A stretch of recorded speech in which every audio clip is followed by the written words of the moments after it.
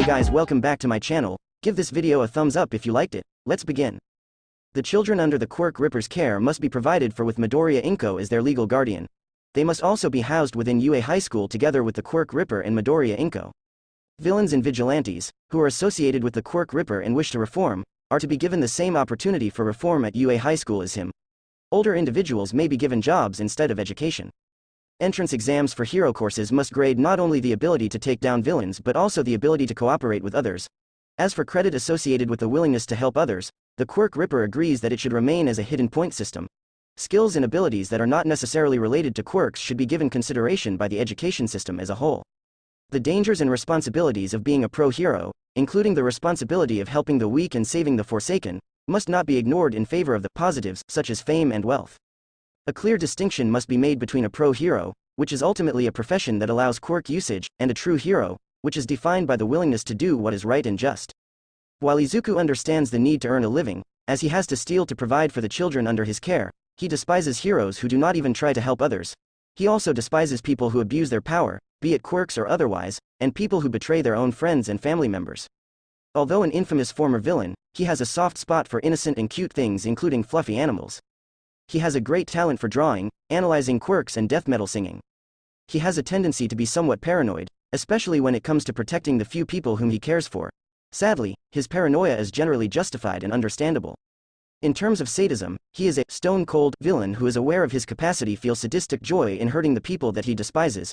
He makes it a point to avoid feeling anything more than grim satisfaction as he fears becoming no different from the monsters that he hunts down. His capacity for sadism also makes him particularly vindictive and cold towards people whom he despises. Izuku's quirk, Hell's Ashes, is unusual as it did not manifest until the beginning of his final year in junior high school. Prior to its first manifestation, namely the formation of a cocoon made of ashes and surrounding debris to undergo a metamorphosis, Izuku was essentially quirkless. After undergoing his metamorphosis, Izuku became a tall and lean young man with broad shoulders and well-developed muscles, short dark green hair which got bushier as it got longer and a distinctively handsome face with freckles on his cheeks and green eyes. Although he usually wears a mask to hide his face, his closest friends and loved ones have seen his genuine smiles, which has earned him the nickname, Izuku of the Gentle Smile. Mutation trait. Prior to the metamorphosis, which is believed to be activated by puberty if not extreme emotional stress to the point of suffering a mental breakdown not unlike trigger events, in the fictional Parahuman series, web novels, Izuku was essentially quirkless. After the metamorphosis, Izuku possesses superhuman strength, speed, stamina and durability. The metamorphosis also makes him as tall as All Might although not as muscular. In terms of basic power levels, he is half as strong as All Might in his prime. He is noted to have exceptionally dense bones and muscles and durable skin. Due to his dense bones and muscles, his body is heavier than normal and he is unable to swim. His eyes tend to become burning blood-red orbs with wisps of red flames when he activates the other aspects of his quirk, thus giving him downright hellish eyes. Izuku is noted to have keen observational skills and analytical intellect even before his metamorphosis. Izuku is noted to have a keen sense of danger awareness and is skilled at detecting liars. How much of it is due to his past as a victim of bullying, abuse and discrimination is unknown. Izuku is known to be able to sense distress in others. Izuku is known to be capable of intimidating people with his powerful presence alone. His intimidation factor grows exponentially when he starts to radiate malicious intent. Transformation trait. After undergoing his metamorphosis, Izuku gains the ability to transform his body into ashes, hence the name of his quirk. The transformation can be partial or complete, thus giving him the ability to not only become intangible like smoke at will but also the ability to regenerate himself by transforming his body to an uninjured state. However, overusing the ability will inevitably cause his body to burn itself out, as in literally burning into cold inert ashes, unless he is able to somehow obtain additional fuel and materials. Izuku's usable ashes can never fall below human body temperature, but they can become hot enough to burn like fire at the expense of burning themselves out and becoming inert.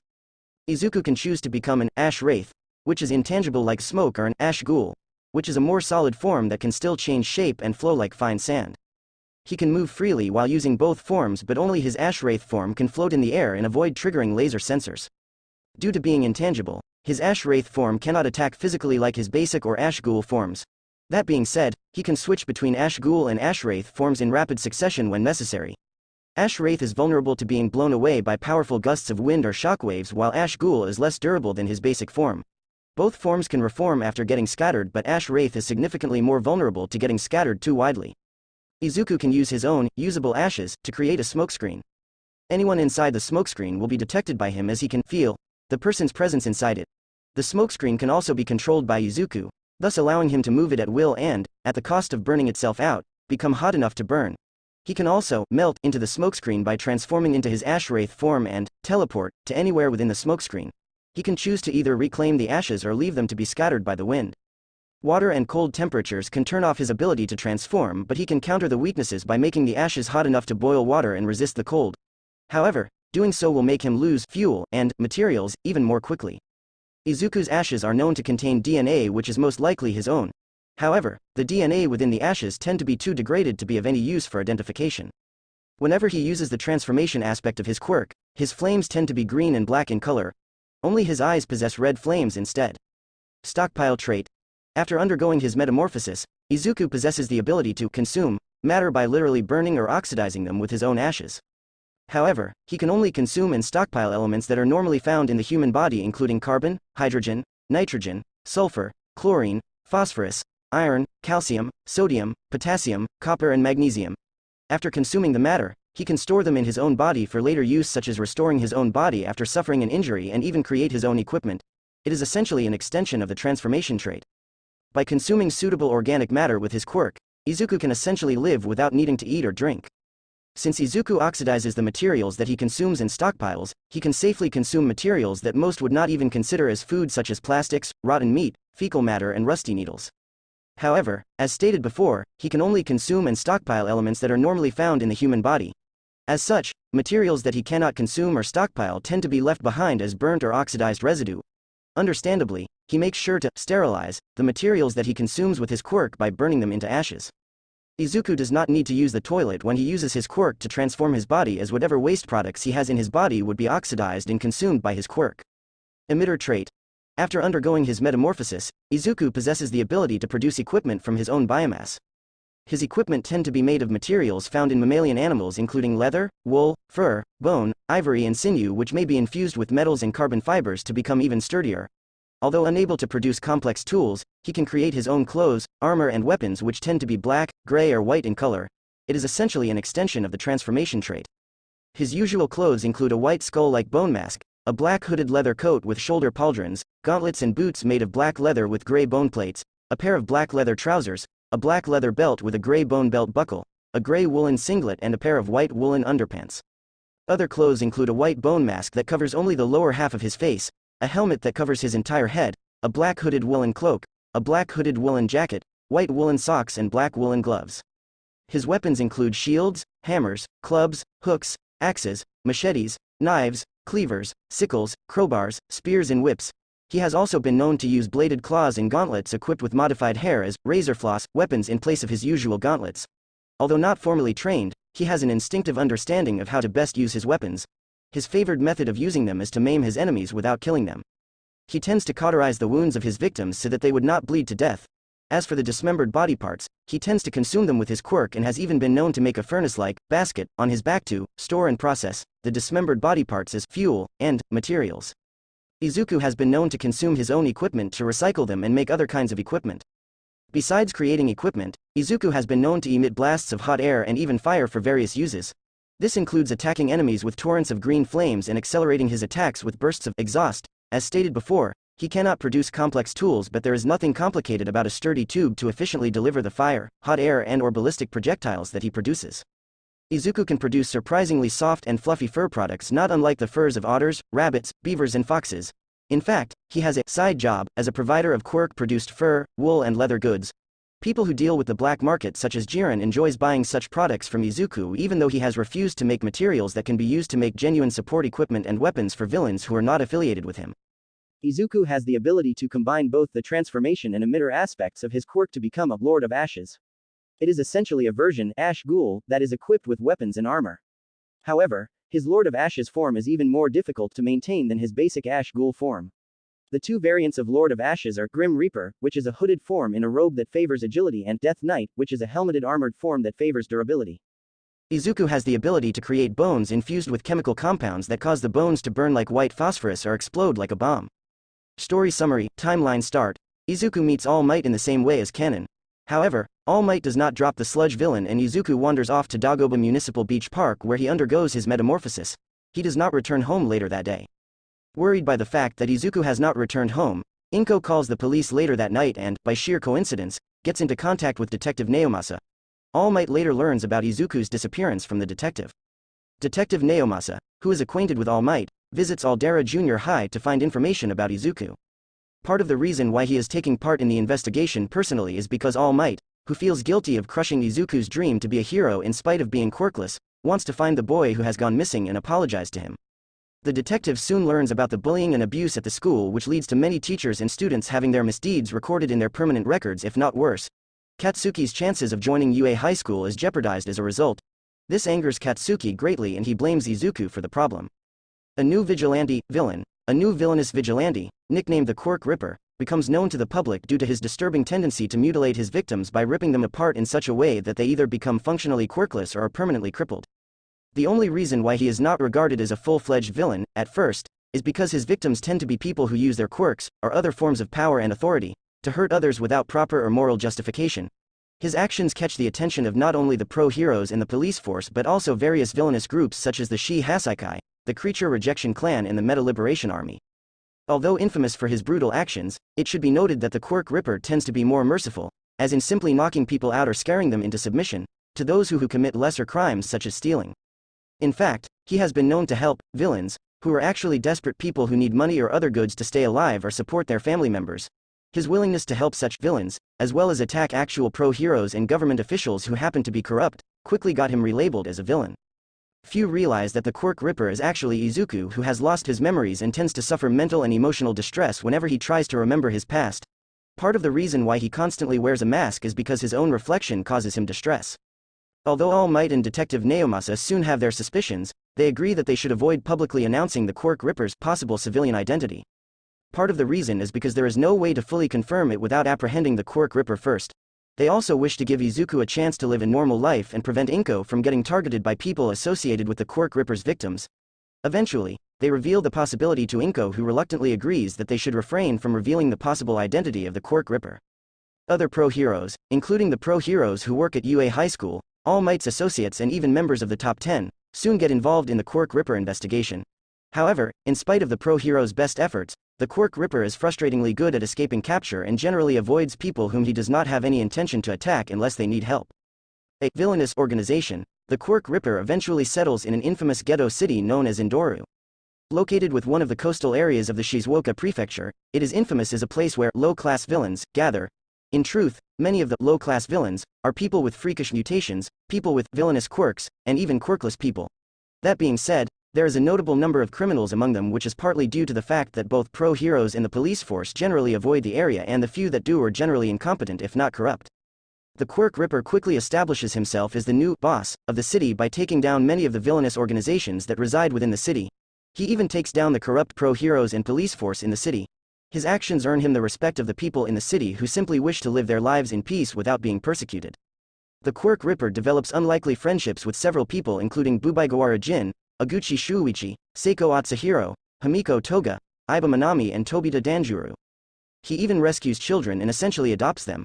Among them are Eri, whom he rescued from the Shi Hasaikai, children with mutation quirks from the Creature Rejection Clan, a child who has been rejected due to her mind-reading quirk, and even a quirkless child from his abusive parents. They soon start to help him in his endeavors, such as providing incriminating evidence of corruption and breaking into secure locations without triggering the alarms. Lady Nagant, who is both a pro-hero and an assassin for the Hero Public Safety Commission, HPSC, is sent to kill the Quirk Ripper. However, she is easily defeated and ends up joining forces with the Quirk Ripper instead due to growing tired of the corruption in the HPSC. Shigaraki Tamura, Dabi and Stain attempt to have the Quirk Ripper recruited for their respective causes. However, the Quirk Ripper refuses to join them. In the case of Shigaraki Tamura, the Quirk Ripper sees no point in simply destroying everything, even though he sympathizes with his desire to destroy everything that he despises.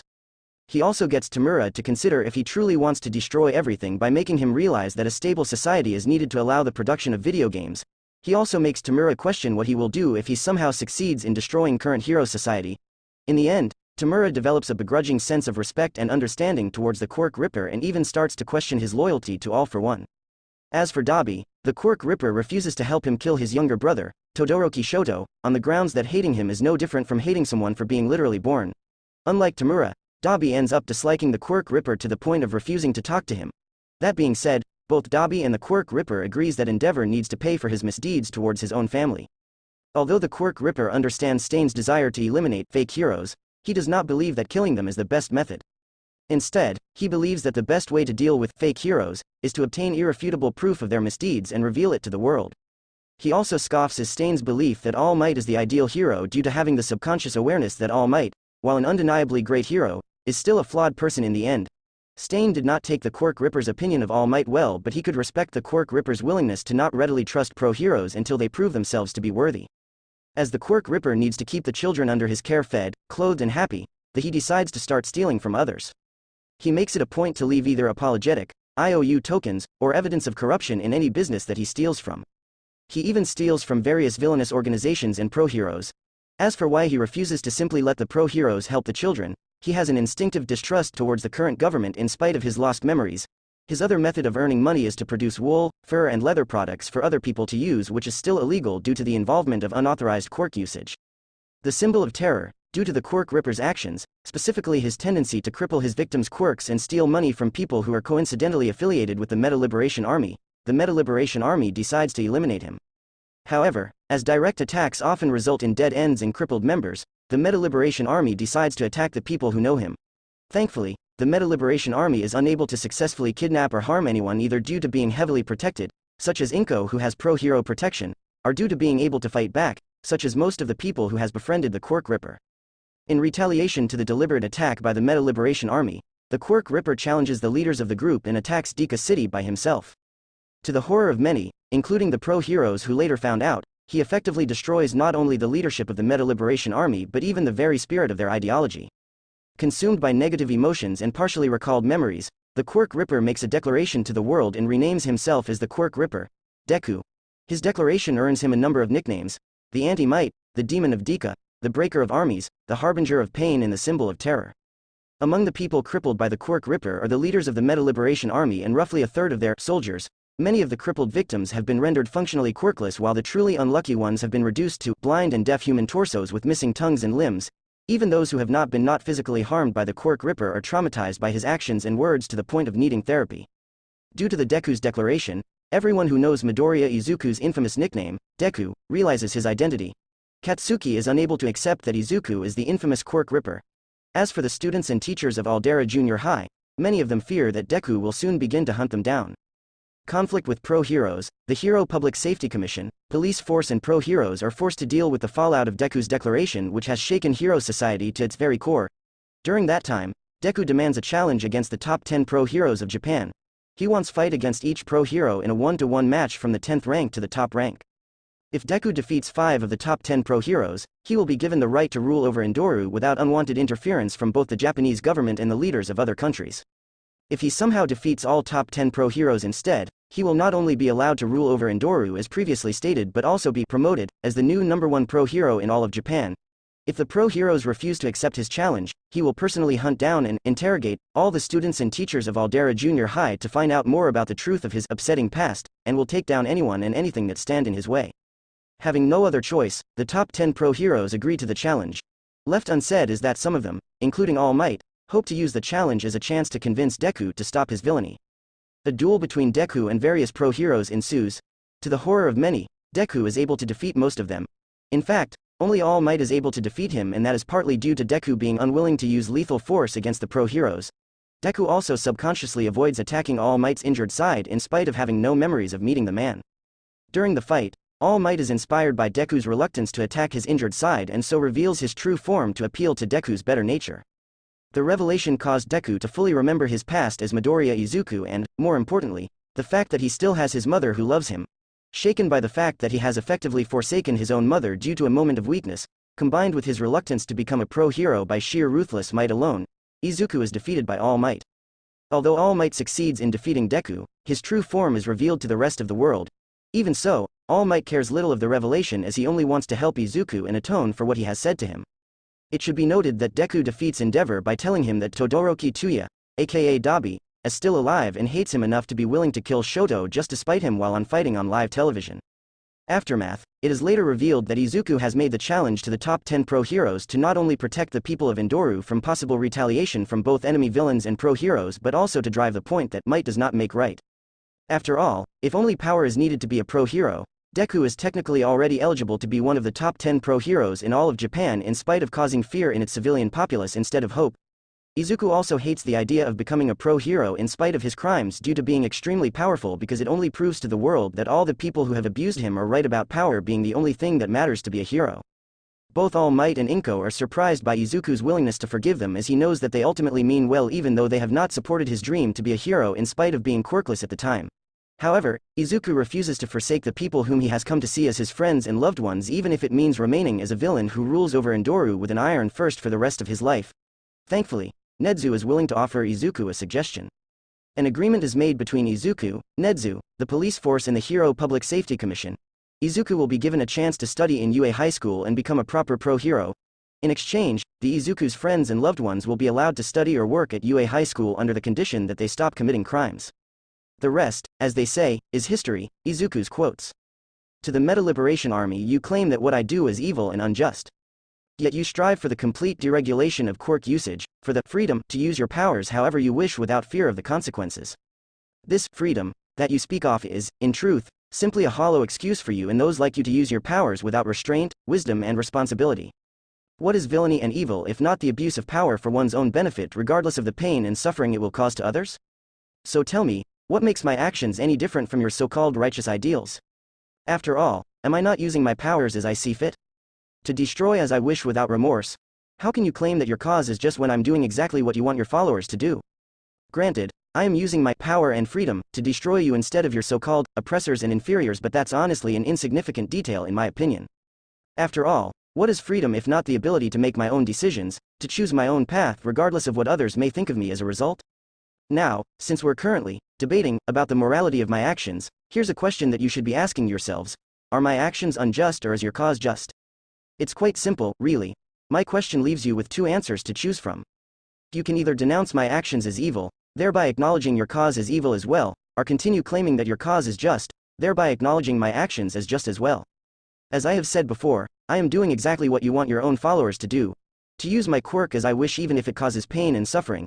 The only real difference is that you are the ones who are suffering because of my choices. Insane, you say? Perhaps, but I like to think that I'm a necessary evil to create a just world. To hero society, I am. Through my circumstances and choices, I am. Though I have endured a forgotten past of loneliness and suffering, I am here. I am a villain of a hero society that ultimately values power and glory over morality and righteousness. You have expected me to remain as worthless trash, doomed to die alone and unloved in a world where men are not born equal. Yet here I am, standing before you all in defiance of your biased expectations of me. I am the ripper of quirks, the breaker of wills and the monument of all your sins. To all who abuse their power without remorse, beware my ruthless wrath. Tales of consequences shall be inspired by your broken remains. I am the quirk ripper. Once a boy forsaken by this hero society. I am Deku. I am here to pro-heroes. 1.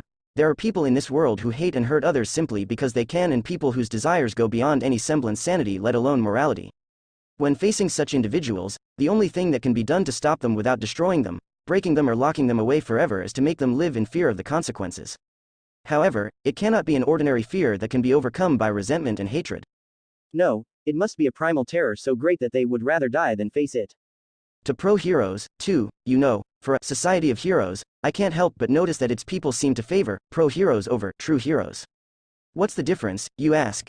In my honest opinion, true heroes are people who protect the innocent, uplift the weak, guide the lost, inspire the hopeless, mend the broken and vanquish the evil, not because they will be rewarded but simply because they want to help people and make the world a better place.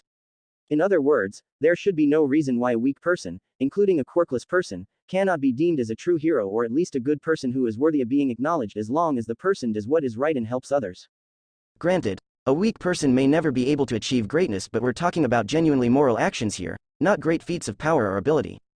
Pro-heroes, on the other hand, are ultimately just people who take up heroics as a mere profession, a job that no one will willingly take up if they do not receive their dues, be it in payment, fame or both. Admittedly, there are genuinely good people among pro-heroes, but, even if we ignore the possibility that at least some of them are merely false idols, who lack the morals necessary to even deserve to be called good people, let alone true heroes, there is no denying that society as a whole has been favoring power over morality.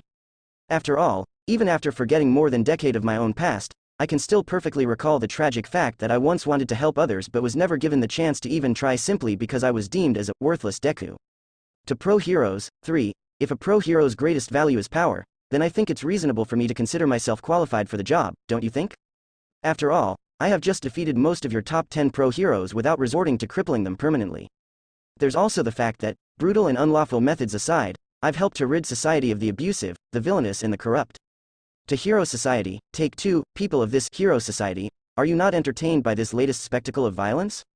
Are you not thrilled to witness the strong crushing the weak yet again? Will you not cheer in sheer adoration of my overwhelming might? Are you by any chance silent because I am a villain who has defeated your pro heroes, the supposedly unbeatable champions of your society? Are you perhaps horrified by the realization that the person whom you have rejected and deemed as worthless for years has finally started fighting back with his own overwhelming power?